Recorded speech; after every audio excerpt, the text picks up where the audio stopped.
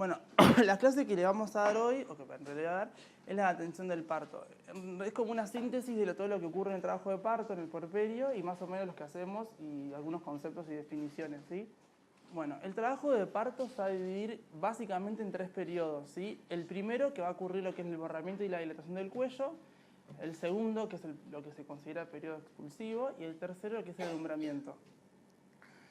El borramiento y la dilatación del cuello va a tener como 2 comportamientos según la gesta y paridad de la paciente, ¿sí? Teóricamente, en una primigesta, o sea, una paciente que nunca tuvo un parto, va a primero borrar y luego dilatar, y en las multíparas o aquellas pacientes que tuvieron más de un parto, va a ser en simultáneo, ¿sí? Eso es lo que es la teoría. No siempre, obviamente, en la práctica se correlaciona con la teoría, pero bueno, básicamente ocurre eso. Durante estos 3 periodos ocurren diferentes fenómenos, los que se clasifican en activos y pasivos. Los fenómenos activos son los primeros que ocurren, que son 2, contracciones y pujos, ya lo saben, y eso desencadenan fenómenos pasivos, ¿sí? O sea, no hay fenómenos pasivos sin fenómenos activos. Los activos, bueno, dijimos contracciones y pujos, y los pasivos van a tener diferentes lugares de acción, y en función de donde se ubique, va a generar una respuesta. A nivel del útero, va a formar el segmento inferior, es decir, lo va a empezar a dilatar. Acuérdense que llega hasta 10-12 centímetros, 10 es como lo más conocido. A nivel del cuello ocurre esto del borramiento y la dilatación. Se amplía el canal de parto, se forma la bolsa de las aguas, que acuérdense que es la acumulación de líquido entre las membranas, el anius y el corión, a nivel de la presentación, y ocurren los fenómenos plásticos del bebé, ¿sí? El segundo periodo es lo que se conoce como periodo expulsivo. En realidad, lo que es el trabajo de parto va a tener un periodo dilatante, ¿sí? Hay un periodo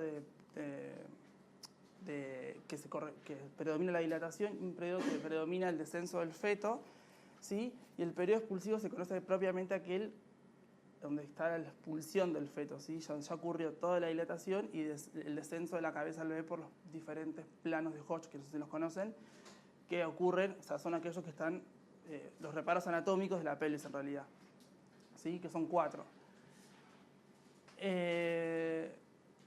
Bueno, esto es muy relativo, dice que la mujer siente presión en el recto, ya sea por la bolsa de las aguas o por la presentación, y que la dilatación es completa.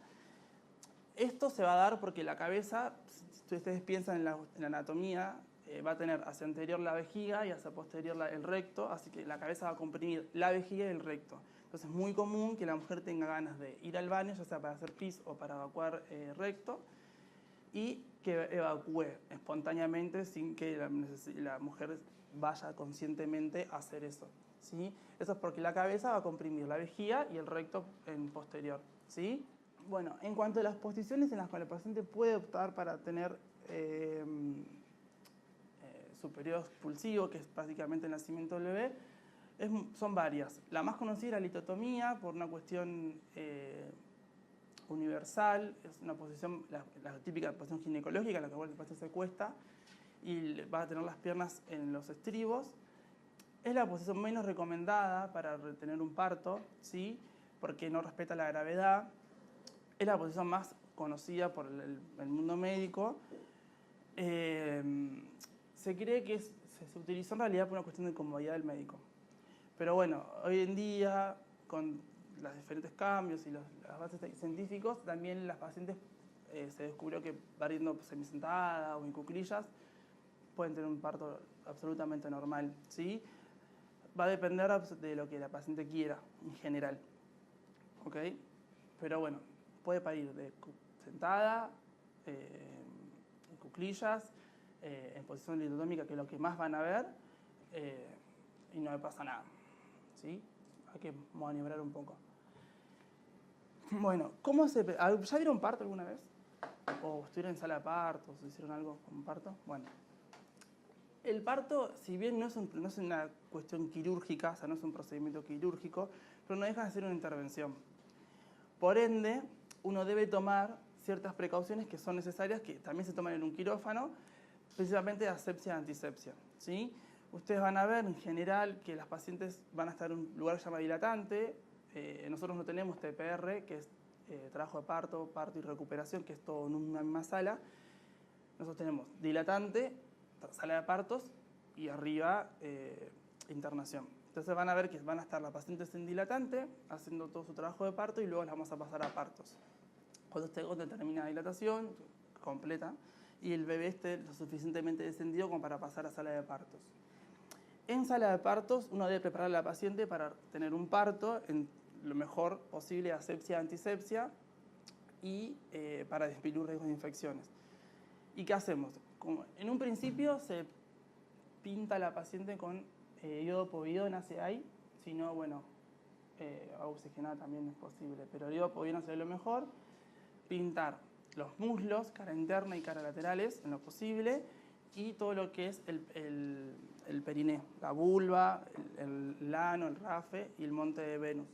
Acuérdense que el bebé va a pasar por el canal de partos, entonces lo primero que se debe pintar o utilizar gasas diferentes va a ser la vulva, ¿sí? Si van a utilizar gasas diferentes, no importa el orden. Pero ustedes piensen que si yo empiezo por los muslos y utilizo la misma gasa, estoy contaminando toda la zona de la vulva, ¿ok? Entonces, si utilizo dos gasas, una gasa para muslos y una gasa para todo lo que es periné. Y por último el ano, o sea, empiezo de monte de Venus, de arriba hacia abajo. Si utilizo una sola gasa, empiezo por lo que es periné y luego sigo por los muslos, ¿sí? Y se colocan los campos estériles. Idealmente es colocar un campo estéril debajo de la cola, ¿sí? Que va a ser toda la parte por el bebé, generalmente va a tener más contacto. Nosotros también ponemos un campo estéril en cada pierna y en algunos también se puede poner uno por encima del abdomen de la madre, ¿sí? Bien, ¿saben lo que es la amiotomía o escucharon hablar de la amiotomía? Bueno, en el manejo activo del trabajo de parto, la amiotomía es la ruptura artificial de las membranas. Artificial no, espontánea en realidad. Artificial, ¿sí? De las membranas ovulares. Nosotros en general hacemos manejo activo del trabajo de parto. Acá, en casi todos lados. Entonces, la rompemos nosotros generalmente, no esperamos mucho a que se rompa sola. Puede ocurrir que la bolsa se rompa sola, ya sea en trabajo de parto o fuera del trabajo de parto. ¿Sí? Sepan o tengan como concepto que cuando una paciente rompe la bolsa no quiere decir que el parto es inminente o que está en trabajo de parto, ¿sí? Puede romper la bolsa a las 18 semanas, puede romper la bolsa a las 25, puede romper las bolsas a las 37, a las 40 e inclusive no estar en trabajo de parto, ¿sí? Como concepto general, para que no se asusten si una paciente rompe la bolsa y no se desesperen, que tal vez le puede faltar un montón. Y la otra, que es el manejo más activo, que cuando la paciente está en franco trabajo de parto, la hacemos nosotros, ¿sí? Con una rama, no sé si han visto, se puede hacer con el dedo, si está no muy tensa las membranas, puede ser con el dedo, sino con una rama que se coloca, tiene como un pinchecito que cuando enganchas la membrana se rompe, o con una aguja intermuscular también, sin destaparla, con la cabecita, pueden romper con eso la bolsa, ¿sí? Se rompe más o menos con una dilatación importante, o sea, 7, 6 centímetros, 8. Y fundamentalmente para romper la bolsa tiene que estar la presentación lo mayor apoyada posible. ¿Se imaginan por qué? La presentación, la cabeza del bebé. Tiene que estar lo más cerca del cuello posible. No. Si yo rompo la bolsa y está muy alto, o sea, el bebé todavía no está muy apoyado, no. Aumentamos el riesgo de prosidencia de cordón, ¿sí? Las membranas se van a romper siempre fuera de la contracción, ¿sí? Y cuando la cabeza esté totalmente apoyada o lo más apoyada posible para disminuir el riesgo de prosidencia de cordón. Fuera de la contracción por lo mismo, ¿sí? Disminuimos el riesgo de prosidencia de cordón y el riesgo de desprendimiento de placenta. ¿Por qué? Porque en la contracción hay mucha presión intramiótica. Si nosotros rompemos la bolsa, hacemos una descompresión brusca y eso puede ser o que se desprenda la placenta o que haya una prosidencia de cordón, que es grave. Y también aumentamos el riesgo de embolia líquido amniótico, que no es muy frecuente, pero no deja de ser una probabilidad. Bueno, ven, esta sería una rama. Ven que la cabeza está lo más apoyada posible, entonces no tenemos como espacio para que el cordón se nos venga, ¿sí? Si la cabeza estuviera, por ejemplo, por acá y tengo todo este espacio libre, aumento muchísimo el riesgo de que el cordón se me venga y nada, hay que salir a operar a la paciente rápido y quedarse con la mano adentro de la vagina para que el cordón no salga, y se debe realizar la cesárea con el tacto en vagina hasta que sale el bebé, ¿sí? Por eso ustedes van a ver que cuando se rompe la bolsa, nos sacamos la mano inmediatamente. Vamos esperando que el líquido vaya saliendo, que la cabeza vaya apoyando lo que más pueda y vamos sosteniendo la presentación hasta que desciende lo que más se puede, ¿sí? Y recién ahí sacamos las manos, no es que rompemos y sacamos. Por esto mismo que les estaba explicando. Una vez que estamos en partos, que también podemos hacer la miotomía en partos, ¿sí? Podemos pasar a la paciente a partos y terminar de romper la bolsa ahí. Se va a empezar a desencadenar el trabajo de parto. Acá lo que habla de la protección del periné, si alguna vez vieron un parto, nosotros lo que hacemos es cuando la paciente está coronando, es decir, cuando está ya saliendo de la cabeza del bebé, ¿sí? Por la vagina, nosotros protegemos el periné y todo lo que es parauretral, con una mano y con la otra. La protección del periné es bastante discutida, es decir, si se protege, si no se protege, si protegerla beneficia, si no protegerla no beneficia a la madre. La realidad es que una buena protección del periné ayuda muchísimo incluso a prevenir los desgarros de la paciente. Entonces, sí está bueno dejar que el periné se distienda, es decir, cuando está saliendo de la cabeza, tratar de no proteger inmediato, porque estamos frenando la presentación, sino tratar de que el feto pueda trabajar el músculo lo más que pueda solo, no se olviden que es un músculo liso, o sea que se puede ceder tranquilamente. Aparte, por todos los cambios hormonales del embarazo, el músculo está como sensible a poder distenderse, entonces tenemos que dejar que la cabeza trabaje y una vez que está realmente coronando, se protege con una gasa. Lo que hacemos es con una gasa, si es en la cabeza, con una gasa ponemos la gasa así acá abajo y sostenemos la presentación. No hacemos mucha fuerza, es sostener básicamente, pero firme, ¿sí? De esa forma protegemos que cuando nace el bebé, cuando haga esto, no lastime el periné. Y se protege arriba, lo que es uretra, ¿sí? Para que cuando salga con la nuca, que es lo que se llama el golpe de hacha, cuando hace esto, no lastime los parauretrales, ¿sí? A veces se lastiman y bueno, a veces hay que suturarlo. El tema es que suturar parauretral es muy delicado y generalmente después arde mucho, duele, hay que ver que no se lesione la vejiga no, el uréter.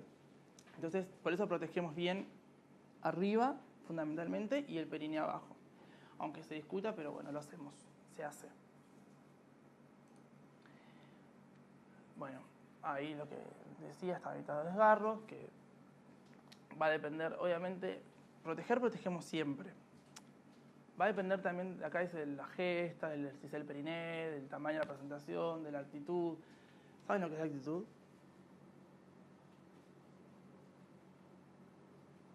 ¿Saben? Vos ya sabés. ¿Qué es?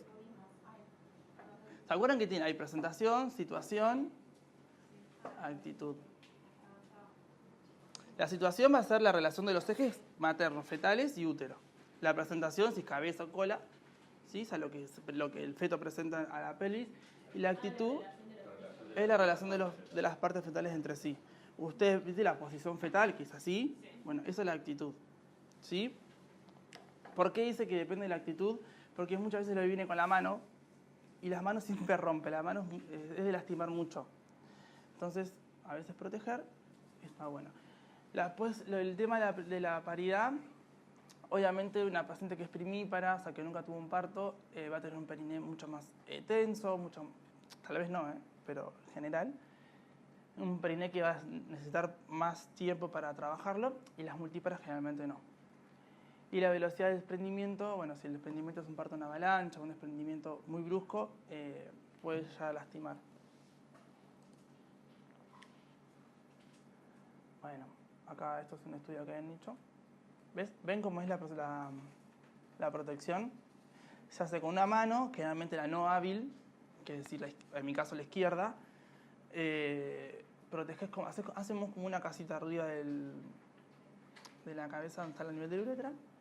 Y con la otra hacemos acá, protegemos bien el periné y sostenemos la presentación y el desprendimiento, ¿sí? Bueno, la episio, algo recontra remil discutido. Cuando nosotros estamos en un parto, lo que hacemos es evaluar el periné.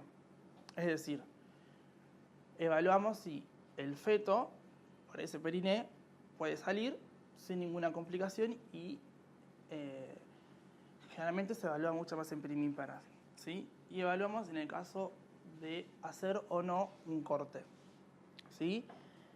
No es rutinario, no se debe hacer de rutina, se debería, ¿sí? Antes se hacía de rutina a todas las pacientes que nunca tuvieron un parto, se le hacía de rutina la episiotomía.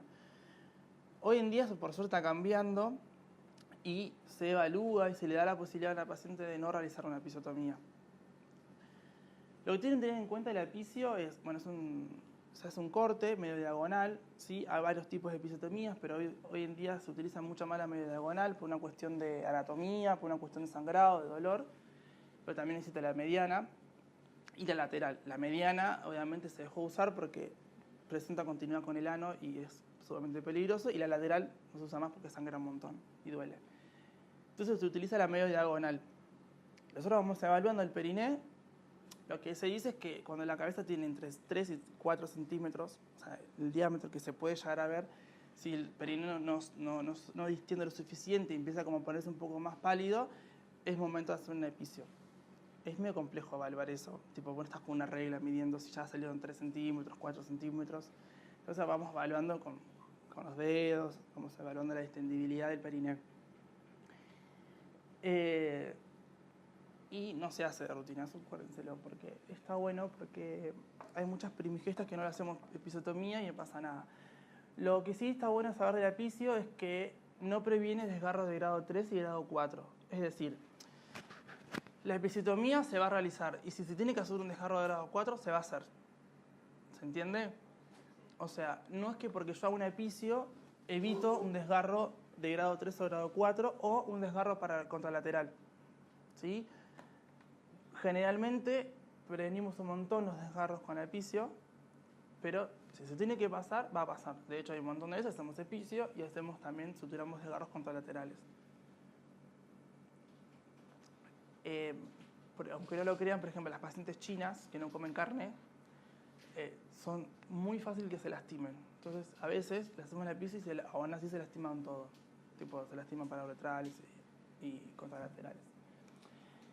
La técnica va a ser, lo primero que se hace es infiltrar con lidocaína al 2% sin epinefrina. Acuérdense que las embarazadas, si alguno va a ser odonto, o algo que, no, odonto no, pero algo que tenga que ver con la salud bucal, sin epinefrina, siempre. Lo que pueden recibir las pacientes, lidocaína al 2% sin epinefrina.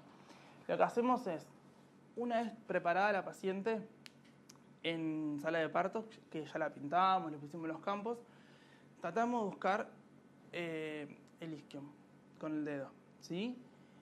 Hacemos 5 mililitros pudendo y después lo que hacemos es como un abanico. A ver, le voy a mostrar. Ven, este es el ano, hacemos más o menos a esta altura, más o menos por acá. Infiltramos 5 mililitros de una, pudendo. Y después tratamos de hacer como un abanico que pueda abarcar toda esta zona, que es la zona del corte, y después posiblemente de la sutura. Entonces tratamos de ir de profundo hacia superficial, ¿sí? Y a veces algunos también hacen bilateral. No porque vayan a hacer un corte bilateral, sino porque ayuda a relajar más el periné. Hacer una infiltración pudenda desde el lado también, que no se va a realizar la episiotomía, ¿sí? Una vez que se infiltró, bueno, se va a realizar cuando está en un cuarto plano de Hodge. No se realiza antes la episiotomía. Hay que tratar de que se distienda lo mayor el periné, porque si yo la hago mucho antes, o sea, si la hago cuando para ahí está en un tercero, aumento la probabilidad de que la episio se vaya, o sea, que se prolongue, ¿sí? Entonces, y que tomemos más cantidad de tejido. Entonces tratemos de que se va a hacer cuando la cabeza está bien apoyada sobre el periné, está en un cuarto plano, cuando está casi coronando ya. Metemos los dos dedos así y entre medio de los dedos hacemos el corte. Metemos los dedos para dirigir, para no lastimar al bebé, ¿sí?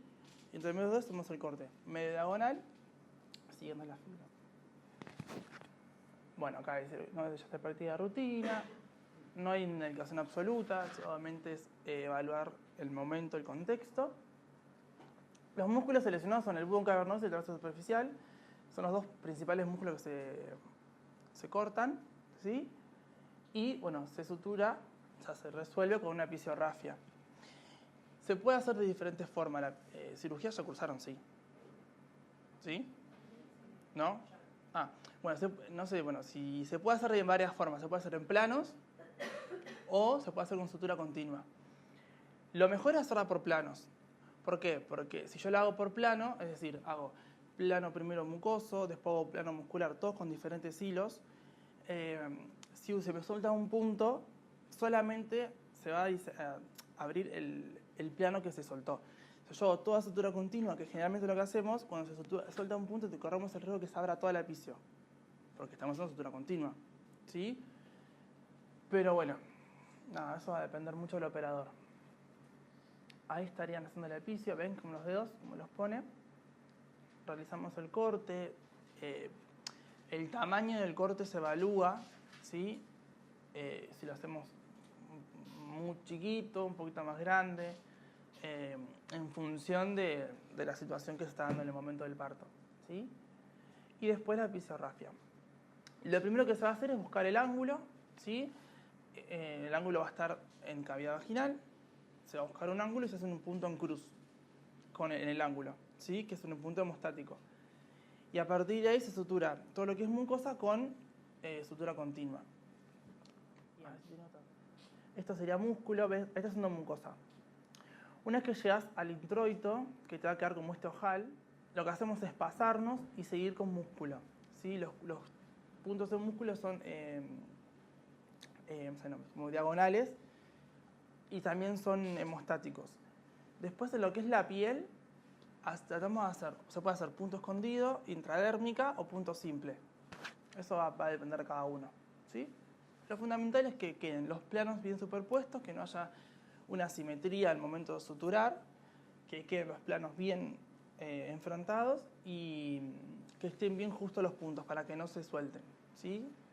Y avisarle a la paciente que se lo cuide bien con jabón blanco, no hace falta ponerse ni espadol ni nada, con jabón blanco o Pervinox, y que no tenga relaciones sexuales mínimas hasta que no salgan los puntos. Acá, bueno, dice más o menos lo que estamos hablando, que el nacimiento es lo que corresponde al desprendimiento de la cabeza. Después, una vez que desprende la cabeza, van a ver que generalmente mira para abajo el bebé, generalmente puede mirar para arriba o puede mirar para los costados, y luego va a rotar, ¿sí? La rotación externa, no sé si vieron mecanismo de parto, pero bueno, el bebé hace dos rotaciones. Una dentro de la pelvis, que es la rotación interna, que es la que cuando pasa tercer plano en Hodge, ¿sí? Que es cuando se pone en directa, ya sea en púbica o en sacra. Y después está, una vez que nace, que desprende la cabeza, la rotación externa, que va a ser, en función de la variedad de posición que el bebé tenga, va a rotar para la izquierda o para la derecha de la madre, y a la par rota los hombros para poner el anteroposterior para poder hacer el nacimiento de los hombros, ¿sí? Es fundamental una buena rotación. Si el bebé no rota solo, hay que ayudarlo a rotar. Porque si no hacemos una buena rotación y el bebé no tiene los hombros en el anteroposterior, puede costar un poco la extracción, o cuando saquemos esta medio transversa puede lastimar mucho las paredes de la vagina. Por eso la rotación externa es re importante. Que si no la hace solo, lo ayudamos nosotros. Otra cosa con las que puede nacer el bebé es con circular de cordón. El circular de cordón, ustedes van a ver que por ahí muchas veces en las ecografías les informan con circular de cordón. ¿Los bebés pueden hacer con circular de cordón? Sí, obvio que sí. Yo he hecho aparte hasta con 3 circulares de cordón, ¿sí? Y ha estado todo bien. Lo que uno debe evaluar con la circular es que sean deslizables, es decir, que cuando uno pone la mano por abajo del cordón, que es el cordón del cuello, la pueda poder sacar por arriba o por abajo, pero se tiene que deslizar. Si es doble y muy ajustada, o 3 y muy ajustada, lo que se hace es clampear el cordón en canal antes de que nazcan los hombros, ¿sí? Para evitar que cuando uno e intente el desprendimiento de los hombros, el bebé se asfixia. Si se puede, si hay posibilidad de que se tienen dos circulares y hay posibilidad de poder desenroscarla en canal de parto, buenísimo. ¿Sí? Así permitimos que el bebé siga teniendo el arraigo de sangre de la madre. Pero si no, se quedan pegados. Con una circular generalmente se pueden deslizar. ¿Sí? Bueno, y cuando nace la cabeza se toma de los parietales, se pueden tomar de dos formas. Ustedes van a ver que acá los agarran así a los bebés, con las manos abiertas, y en muchos lugares se los agarra así a los bebés. Se pone una mano acá, siempre de los parietales y se hace la tracción para abajo. La tracción no es con fuerza. Ustedes por ahí si los ven, piensan que estamos haciendo un montón de fuerza. No, es una tracción sostenida que acompaña el nacimiento del bebé. No es tironear ni hacer fuerza. Nosotros, por ejemplo, lo que hago es agacharme para que mi cuerpo acompañe el nacimiento del bebé y no tironear porque puedo lastimar al bebé, lastimar la madre e incluso dificultar el desprendimiento de los hombros. Entonces lo dejamos lo más solo posible. Y después, una vez que nace, el bebé lo colocamos encima del abdomen de la madre, ¿sí? Siempre y cuando sea posible y no requiera atención neonatal inmediata. Y se lo deja un rato hasta que se pueda clampear el cordón. El momento ideal para clampear el cordón es entre el 1 y los 3 minutos del nacido el bebé. ¿Por qué? ¿Se imaginan por qué? Para prevenir la anemia. Perfecto. ¿Sí?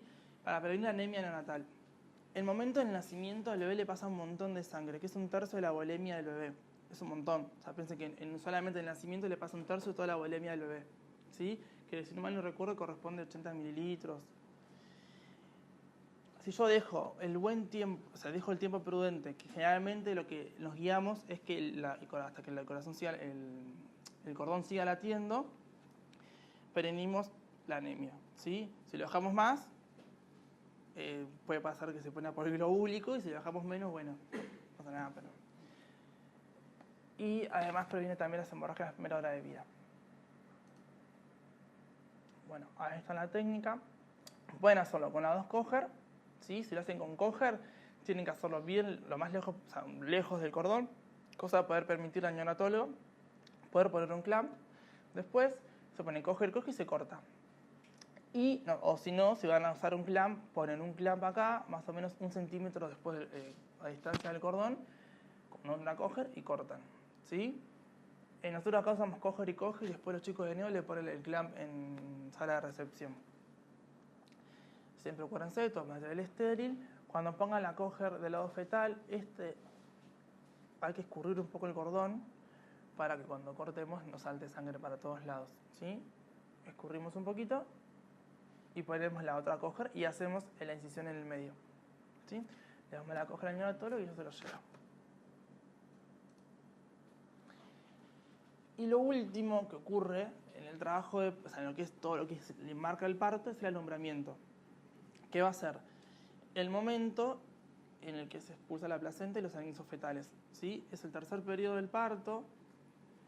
El mecanismo fisiológico va a ser más o menos igual que en el parto, va a ser por contracciones. La diferencia es que las contracciones en el alumbramiento son mucho más abundantes, pero son menos intensas.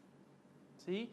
Es decir, no van a tener 3 en 10, van a tener como 5, 6 en 10, pero mucho menos intensas. La paciente pone la siente, son como muy subintrantes. Lo que vas a lograr es que se desprenda la placenta y que por consiguiente nazcan, o sea, se desprenda y salga por la vagina. Hay 2 tipos, en realidad el alumbramiento es uno solo, que se puede manejar ya sea de manera activa o de manera espontánea.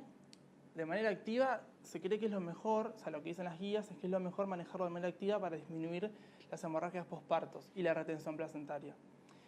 Lo que se hace es, ni bien se corta el cordón, se pasan 10 unidades de cinto sin diluir en bolo. ¿Sí? En bolo quiere decir endovenoso directo. Eso va a hacer que se desprenda mucho más rápido la placenta.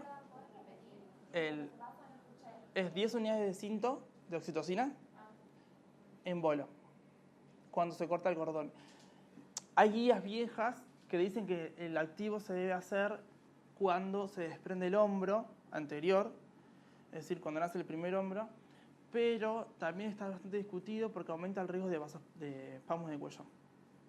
Entonces, lo mejor es darle más tiempo a la placenta y hacerlo cuando se complete el cordón. Y se pasa con 10 unidades de cinto. En algunos lugares también lo hacen, ponen en el Baxter, ¿vieron arriba? 10 unidades con un Baxter de 100 y lo pasan a chorro. Lo mejor es pasar 10 unidades en bolo y listo. Y hay más o menos media hora para esperar hasta la expulsión de la placenta. Si pasada las media hora, 35 minutos, no se expulsó y sigue prendida, hay que realizar un armamento manual, ¿sí? Y después, si hacemos el espontáneo, que es decir, no ponemos ningún útero tónico, bueno, hay que esperar, sentarse y esperar que la placenta nazca, o sea, salga sola, nazca no, pero salga sola, ¿sí? Ahí uno va viendo toda la clínica. Bueno, y tiene tiempos, como todo en la obstetricia, tiene sus tiempos, el parto tiene sus tiempos, el armamento también. En realidad son 4, pero bueno, no importa. Los tiempos, bueno, el desprendimiento de las membranas, el descenso de la placenta y la expulsión. El desprendimiento va a ocurrir por 2 mecanismos, ¿sí? Que son Budelock-Schultz y Budelock-Duncan. El Schultz es el más común, ocurre en el 80% de las pacientes, y el Duncan es el menos común, ocurre en el 20% de las pacientes. El Budelock-Schultz lo que se va a formar es un hematoma retroplacentario central por el cual va a empezar a desprenderse la placenta. Se invagina, bien, acá, este es el Schultz. Se forma el hematoma acá, se invagina y nace por cara fetal. ¿Sí? Y el sangrado es posterior al alumbramiento, porque el hematoma está retroplacentario. El Duncan, sin embargo, que es este, es de lateral hacia el centro y la placenta nace por cara materna y el sangrado es constante, ¿sí? O sea, es constante desde el momento 0. ¿Sí? Son las diferencias clínicas que tiene el Budelock-Schultz y el Duncan. El más común es este, el Schultz, es el que más ocurre. Y una vez que alumbramos, lo que hacemos es evaluar primero la hemorragia, ¿sí? Hay que evaluar que esté el útero bien retraído. Hay 2 mecanismos fisiológicos por los cuales va a controlarse la hemorragia. No sé si los conocen. Uno es el globo supraepinar, ¿sí? Y los coágulos obliterantes, que se van a dar a nivel de la microcirculación. Los coágulos. Y el globo supraepinar es a nivel del útero. Es cuando el útero se pone duro, se lateraliza generalmente hacia la derecha, ¿sí?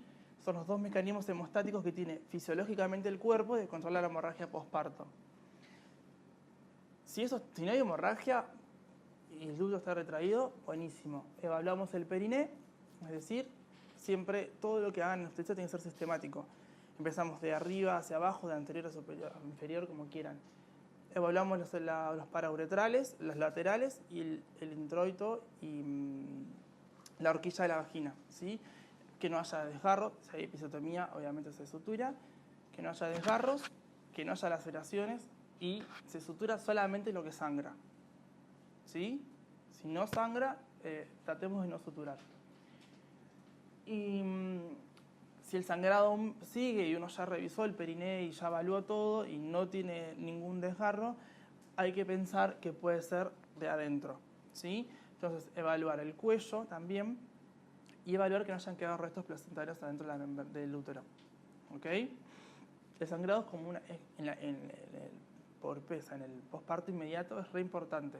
Así que tener muy presente el sangrado, si está, si no está, y si está, el color y cómo es. ¿Sí? Generalmente el cuello sangra como muy continuo y es más rojo la sangre del cuello. Si fuese más sangre de Loki es más oscura. Pero una paciente no se puede ir sangrando a la habitación. Y después está el periodo entre lo que es el parto, el nacimiento, el alumbramiento, y después viene un periodo que se llama puerperio, que o sea, hoy lo que se dice es que dura un año, ¿sí? Se divide en diferentes etapas, dura un año. Si no, lo que pueden leer es que dura 45 días. Lo más importante del puerperio es el puerperio inmediato, ¿sí? Que va a ser las primeras 2 horas del posparto. Uno debe evaluar los vitales, bueno, el periné, el apego a madre e hijos y que haya una buena instalación de la lactancia, ver cómo la madre se comporta con respecto al bebé. Generalmente no, está todo muy bien, pero hay veces que no, entonces también estar atento a eso. Y los loquios, ¿sí? Los loquios van a ser esa pérdida que va a tener la mujer posparto durante más o menos 20 días, ¿sí? Al principio van a ser hemáticos, o sea, van a ser más rojos, luego empiezan a ser serohemáticos y por último empiezan a ser serosos. Y los últimos loquios son los más blanquecinos que llaman loquios alba. Nada, lo que hacemos, lo que estoy en la sala hoy es básicamente eso, lo que hacemos, evaluar a la paciente, signos vitales, o sea, frecuencia cardíaca, temperatura, la presión, no menospreciar el dolor, ¿sí? Si bien el parto es algo bastante fisiológico, no menospreciar el dolor, no menospreciar la taquicardia materna y no menospreciar la hipotensión. El dolor por sobre todas las cosas. Evaluamos que la paciente camine, que la paciente no se maree, que pudo haberse bañado. Son cosas re importantes. La clínica es re importante en el puerperio. Y ahí termino.